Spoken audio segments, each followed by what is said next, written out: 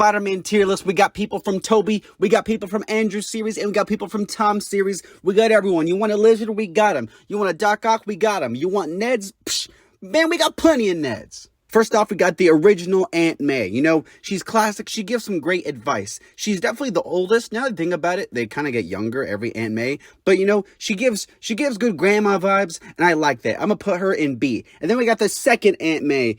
Probably the least memorable of the Aunt Mays. I forgot about her, if I'm being honest. I remember Uncle Ben, but not really Aunt May. Let's put her in C. And then we got the third Aunt May, Marissa Tomei. You know, say what you may about Tomei, but again, she's not really in the movies a whole lot. She does great charity work, and I put respect on that. Charity work is fantastic work, but I'm gonna put her in C. And then we got Betty Brant, Ned's maybe girlfriends, maybe fling. Who knows what's going on there? It's complicated. I'm gonna put her in C just for doing my boy Ned a little dirty like that. If they're still together though, put her up in like B tier. But for now, put her in C. And then we got this butler guy from the original Spider-Man trilogy. I don't know his name, but I know he's like the butler. And low-key, kind of a slept-on character. Like, he reveals to Harry, like, the truth about Norman. I'm gonna put him in B tier. And then we got Doc Ock. Shout out to Villain Review Doc Ock. If you saw that video, you know that I love Doc Ock. He's fantastic. Put him in, obviously, S tier. And then we got Electro. He's like Jamie Foxx, but blue. We'll see if he's better in No Way Home, but for now, let's put him down in D. And then we got Flash. Flash from the Tom Holland series. He's like that weird, like, rich, like, snobby kind of jerk, not like the bully jerk. And I appreciate the fact that they took a different route. Yeah, he's unlikable, but he's supposed to be unlikable. Put him in C. And then we got Tobey Maguire Spider-Man. One of my favorite Spider-Mans. I guess I said one of my favorite. There's only 3 of them, but still. He's the OG. He did so much to start off this franchise of Spider-Man. I'm going to put him in S tier. And then we got Green Goblin. And do you guys know how much he sacrificed? He sacrificed so much, and he got done so dirty. He's a complex character. Willem Dafoe's amazing. Again, put him in S tier. Guys, we're on a roll. Nothing can stop us. Green Goblin, the second one. Yeah, okay, we got stopped. Dane DeHaan, you tried your best, but, yeah, put him in D tier. And then we got Gwen Stacy from the original franchise. Honestly, this doesn't even feel like Gwen Stacy to me because of the second Gwen Stacy, but she's fine, I guess. Put her in C. And then we got the GOAT. We got Gwen Stacy from The Amazing Spider-Man, and man, is she amazing. Gwen Stacy is one of the best love interests in all of superheroes. She's fantastic. Emma Stone, she knocks it out of the park. She is one of the best parts of these movies. Look, this might be a little, controversial, but I think A tier, honestly, doesn't cut it. Put her in S. She's that good.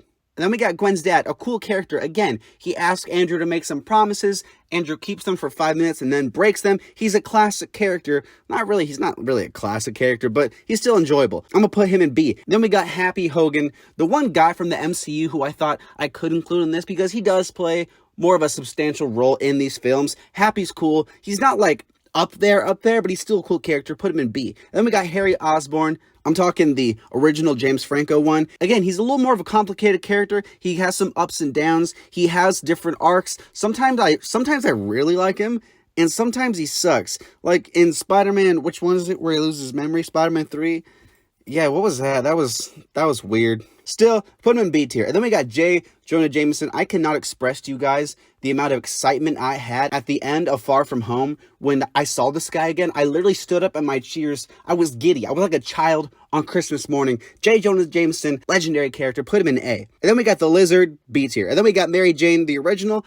Honestly, if I'm being honest with you guys, I don't like her that much. Put her in D. And then we got MJ, the Zendaya version. Again, she's cool. In the first one, she was very, kind of dark and, sarcastic, and she just sat in the back roasting people. But she really has grown as a character while still having that charm from the first one. I'm gonna put her in B. And then we got Mysterio. I like Mysterio. Jake Gyllenhaal, he did great. He's a cool villain. Say too about the movie, I think Mysterio's cool. The plot twist was pretty lame because he's Mysterio, but still, put him in B. And then we got Ned. I like Ned. He's the guy in the chair. All the other Tobys, they didn't really have, a good best friend who they could rely on, and I really like Ned. I'm gonna put him in A. And then we have Rhino, who, was that one bald guy from that one movie. I think he was there for, approximately 67 seconds.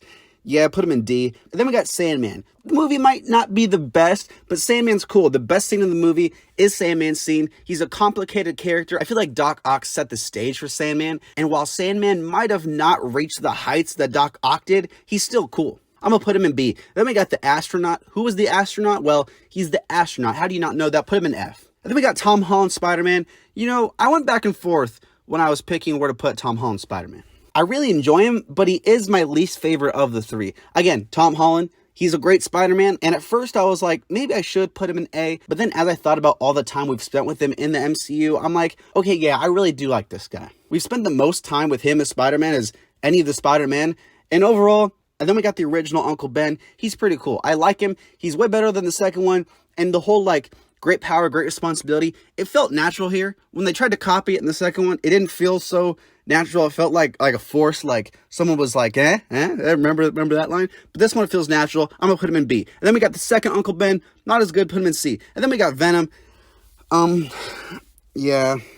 I don't know. Put him in D. Then we got Vulture, a cool villain. Vulture is a really awesome villain. One of my favorite in the MCU. Michael Keaton does great. Again, he keeps the tradition going of tragic characters from Sandman and Doc Ock. I enjoy him overall. I enjoy all the twists and the tension. Put him in A. Then we got Andrew Garfield Spider-Man. Maybe my favorite Spider-Man, if I'm saying it. I think he's phenomenal. Andrew Garfield is a phenomenal actor. The first movie, I really enjoy. The second one, not so much, but the first one is really good. And even in the second one, Andrew Garfield does great. He's got the charisma. He's got the wit. Put him in S tier. That's the list. Let me know what you think. I'll talk to you next time.